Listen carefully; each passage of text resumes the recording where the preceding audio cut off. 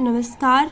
मेरे YouTube channel में आप लोगों का एक बार फिर से बहुत बहुत स्वागत है। और आज फिर मैं आप लोगों के सामने एक जो हमारी NCERT चल रही थी क्लास 6 वाली, जो सामाजिक एवं राजनीतिक जीवन की, और उसमें जो हम लोग चैप्टर पढ़ रहे थे विविधता की समझ के दूसरे भाग के साथ आ गई हूँ। और अगर आप लोगों ने इस पहले वाले भाग को नहीं देखा तो प्लीज़ वीडियो डिस्क्रिप्शन में जाकर के जरूर देखें, या फिर मैं इसी पहले वाले वीडियो का जो लिंक है मैं इसी वीडियो के डिस्क्रिप्शन बॉक्स में दे दूँगी, तो आप लोग प्लीज़ उसको जरूर देखिएगा। और हाँ, मैं कोई टीचर नहीं हूँ, मैं सिर्फ एक दोस्त होने के नाते आप लोगों को स्टडी मटेरियल प्रोवाइड कर दूँ ताकि आप लोग की हेल्प हो सके। और वीडियो भी बहुत हिल रहा होगा, मैं जानती हूँ, क्योंकि इसलिए हिल रहा है कि मैंने मोबाइल को हाथ में पकड़ के बनाया हुआ है। तो आप लोग प्लीज़ ज़रूर समझने की कोशिश कीजिएगा। तो मैं बिना टाइम वेस्ट के वीडियो की शुरुआत करते हैं। पहले वाले भाग में हम लोगों ने विविधता को समझने के लिए तो एक स्टोरी के माध्यम से सुना, जो एक समीर और दूसरा दो समीर लड़कों के माध्यम से सुना, जो एक हिंदू समीर होता है, एक मुसलमान समीर होता है। और अब हम लोग जानेंगे कि भारत में विविधता। तो बिना टाइम वेस्ट के वीडियो की शुरुआत करते हैं। भारत विविधता का देश है। हम विभिन्न भाषाएं बोलते हैं, विभिन्न प्रकार का खाना खाते हैं, अलग अलग त्योहार मनाते हैं और भिन्न भिन्न धर्मों का पालन करते हैं। लेकिन गहराई से सोचें तो वास्तव में हम एक ही तरह की चीजें करते हैं, केवल हमारे करने के तरीके अलग हैं। मतलब हम लोग अलग अलग त्योहार मनाते हैं, अलग अलग धर्म से हैं, खान पीन अलग है, लेकिन हम लोग करने के सिर्फ तरीके अलग अलग हैं ये। और हम विविधता को कैसे समझें, मतलब अब कैसे समझेंगे कि विविधता कैसी है। करीब 250 वर्ष पहले जब रेल, हवाई जहाज, बस और कार हमारे जीवन का हिस्सा नहीं थे, तब भी लोग संसार के एक भाग से दूसरे भाग की यात्रा करते थे। वे पानी की जहाज में घोड़ों या ऊंट पर बैठकर जाते या फिर पैदल चलकर। मतलब ऐसा नहीं है कि अगर हवाई जहाज, बस, ये रेलगाड़ी, कार वगैरह नहीं थे तो यात्रा नहीं करते थे। बिल्कुल यात्रा होती थी, वो सिर्फ इसका माध्यम अलग था। हवाई जहाज से जाते थे, घोड़ों से या ऊंट से जाते थे, और पानी की जहाज में बैठकर यात्रा की जाती थी। वो सब हमारे माध्यम थे। और अक्सर ये यात्रा खेती और बसने के लिए, नई जमीन की तलाश में या फिर व्यापार के लिए की जाती थी। चूँकि यात्रा में बहुत समय लगता था, इसीलिए लोग नई जगह पर अक्सर काफ़ी लंबे समय तक ठहर जाते थे। मतलब यात्राएं अक्सर खेती और बसने के लिए, मतलब खेती के लिए यात्राएं की जाती थी और वहाँ पर निवास करने के लिए, और नई ज़मीन की तलाश में, फिर व्यापार के लिए की जाती थी। उनका प्रमुख मतलब जो कारण था, ये 2-3 ही कारण थे। और चूँकि यात्रा में बहुत लंबा समय लगता था, ऐसे यात्रा बहुत दूर जाना है तो एक साथ तो सारी दूरी तय नहीं की जा सकती, तो इसीलिए बीच बीच में विश्राम करते करते, आराम करते हुए, और बीच बीच में जो जगह मिलेगी वहीं पर लंबे समय के लिए ठहर जाते थे, तब जाते थे, क्योंकि एक साथ इतनी लंबी दूरी तय करना पाना पॉसिबल ही नहीं है।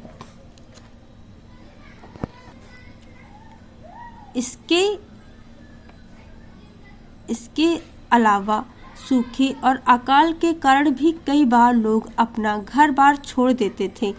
मतलब इन सब कारणों के अलावा, जैसे कोई सूखा पड़ गया या कोई अकाल पड़ गया, उसकी वजह से भी लोग अपना घर बार छोड़ देते थे। उन्हें जब भी पेट भर खाना नहीं मिलता था तो वे नई जगह पर जाकर बस जाते थे। कुछ लोग काम की तलाश में और कुछ युद्ध के कारण घर छोड़ देते थे। मतलब इन सारे कारणों की वजह से लोग अब एक स्थान से दूसरे स्थान पर जाते थे। तो ये सब कहीं ना कहीं विविधता के, हम लोग पहचानेंगे कि विविधता कैसे आती है। लोग जब नई जगह में बसना शुरू करते थे तो उनके रहन सहन में थोड़ा बदलाव आ जाता था। कुछ चीज़ें वे नई जगह की अपना लेते थे और कुछ चीज़ों में वे पुराने ढर्रे पर ही चलते रहते थे। इस तरह उनकी भाषा, भोजन, संगीत, धर्म आदि में नए और पुराने का मिश्रण होता रहता था। उनकी संस्कृति और नई जगह की संस्कृति में आदान प्रदान होता और धीरे धीरे एक मिश्रित यानी मिलीजुली संस्कृति उभरी। मतलब जब वो नई जगह पर जाते थे तो थोड़ा बहुत रहन सहन में उनके बदलाव आया और कुछ चीज़ें नई जगह की अपना लेते थे। जैसे कि उदाहरण के जरिए हम लोग देखें, कोई यहाँ का गया, दूसरे देश में जाकर बस गया, उसने अपना खान पान नहीं छोड़ा, अब खान पान उसने बदल लिया लेकिन अपना पहनावा नहीं बदला। तो इस तरह से उसकी थोड़ी पुरानी संस्कृति, थोड़ी नई संस्कृति मिली रहेगी, उन दोनों का मिला जुला रूप रहेगा। अगर अलग अलग क्षेत्रों का इतिहास देखें तो हमें पता चलेगा कि किस तरह विभिन्न सांस्कृतिक प्रभावों ने वहाँ के जीवन और संस्कृति को आकार देने में योगदान किया है। इस तरह से कई क्षेत्र अपने विशिष्ट इतिहास के कारण विविधता संपन्न हो जाते थे। मतलब अलग अलग इतिहास देखें तो हमें पता चलेगा कि किस तरह से विभिन्न सांस्कृतिक प्रभाव में वहाँ का जीवन और संस्कृति को आकार देने में योगदान किया है। ठीक इसी प्रकार लोग अलग अलग तरह की भौगोलिक स्थितियों में किस प्रकार सामंजस्य बैठाते हैं, उससे भी विविधता उत्पन्न होती है। उदाहरण के लिए समुद्र के पास रहने में और पहाड़ी इलाकों में रहने में बड़ा फर्क है। न केवल वहाँ के लोगों के कपड़ों और खान पान की आदतों में फर्क होगा, बल्कि जिस तरह का काम वे करेंगे वे भी अलग होंगे। मतलब पहाड़ी इलाकों में रहने वाले और समुद्र के इलाकों में रहने वाले लोगों का रहन सहन बिल्कुल अलग होगा और उनका खान पान तो बिल्कुल अलग ही होगा। जो समुद्र के इलाकों में रहेंगे उनका खान पान ज़्यादातर मछली ही होगा, मांस मछली ही होगा, और उधर जो पहाड़ी इलाकों में उनका अलग ही होगा।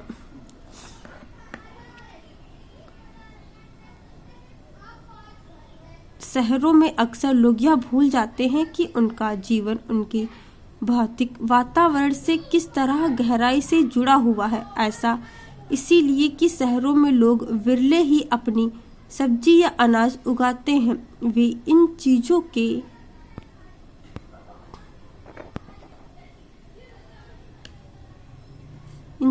के लिए बाजार पर ही निर्भर रहते, क्योंकि शहरों में खेत है ही नहीं, वहाँ पे सब बिल्डिंग्स वगैरह है, तो वो लोग बाजार पर ही निर्भर रहेंगे, जाहिर सी बात है। आइए भारत के दो भागों लद्दाख और केरल के उदाहरण के जरिए यह समझने की कोशिश करें कि किस तरह की विविधता पर उसके किसी क्षेत्र की विविधता पर उसके ऐतिहासिक और भौगोलिक कारकों का क्या असर पड़ता है। तो सबसे पहले हम लोग लद्दाख की विविधता के बारे में पढ़ेंगे और आप लोग लद्दाख की विविधता का चित्र देख सकते हैं। रेगिस्तान इलाका है लद्दाख। जम्मू और कश्मीर के पूर्वी हिस्से में पहाड़ियों में बसा एक रेगिस्तानी इलाका है। यहाँ पर बहुत ही कम खेती संभव है क्योंकि इस क्षेत्र में बारिश बिल्कुल नहीं होती और यह इलाका हर वर्ष काफ़ी लंबे समय तक बर्फ से ढका रहता है।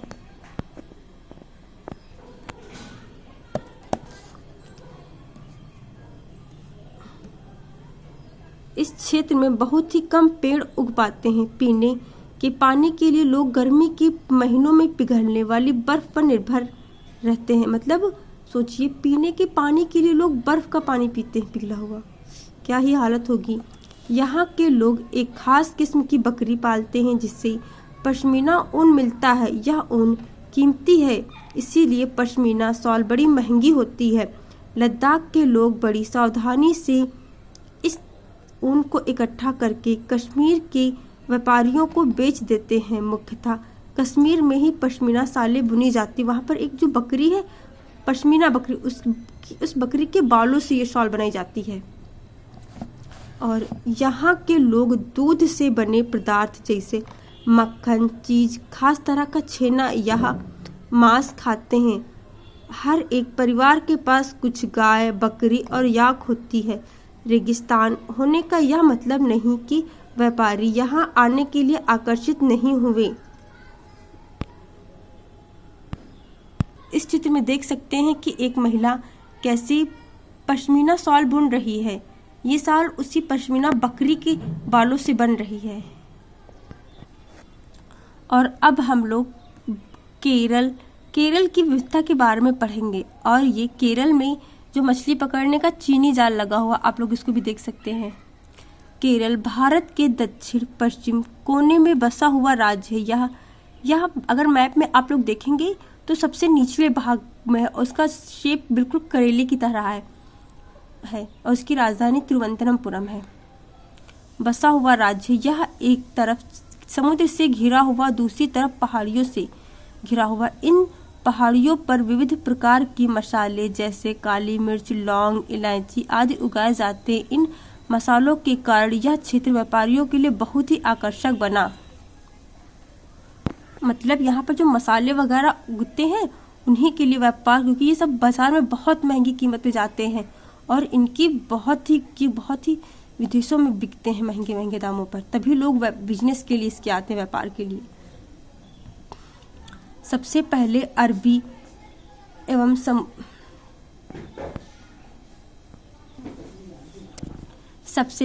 अरबी और यहूदी व्यापारी केरल आए। मतलब सबसे पहले जो आए थे यहूदी और अरबी आए थे केरल। ऐसा माना जाता है कि ईसा मसीह के धर्मदूत संत थॉमस लगभग 2000 साल पहले यहाँ आए। भारत में ईसाई धर्म लाने का श्रेय उन्हीं को जाता है। अरब से कई व्यापारी यहाँ आकर बस गए। इब्न बतूता ने जो करीब 700 साल पहले यहाँ आए, अपने यात्रा वृतांत में मुसलमानों के जीवन का विवरण देते हुए लिखा कि मुसलमान समुदाय की यहाँ बड़ी इज्जत है। मतलब जो आए थे मुसलमानों के वृतांत, उन्होंने यहाँ पे लिखा, या इब्न बतूता में मुसलमान समुदाय की बड़ी इज्जत थी। वास्को डी गामा पानी के जहाज से यहाँ पहुंचे तो पुर्तगालियों ने यूरोप में भारत तक की समुद्री रास्ता जाना। जब वो पुर्तगाल का निवासी था वास्को डी गामा, वो जब पानी के जरिए भारत तक आया तो उन लोगों ने जाना कि कोई रास्ता है यहाँ पर। इन सभी ऐतिहासिक प्रभावों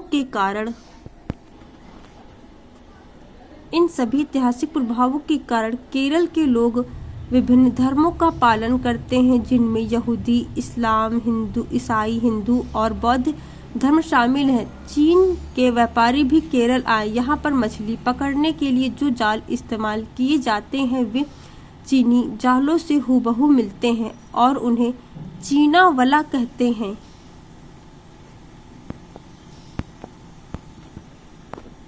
तलने के लिए लोग जो बर्तन इस्तेमाल करते हैं उसे चीना चट्टी कहते हैं। इसमें चीन शब्द इस बात की ओर इशारा करता है कि इसकी उत्पत्ति कहाँ हुई होगी। केरल की उपजाऊ जमीन और जलवायु चावल की खेती के लिए बहुत उपयुक्त है और वहाँ के अधिकतर लोग मछली, सब्जी और चावल खाते हैं।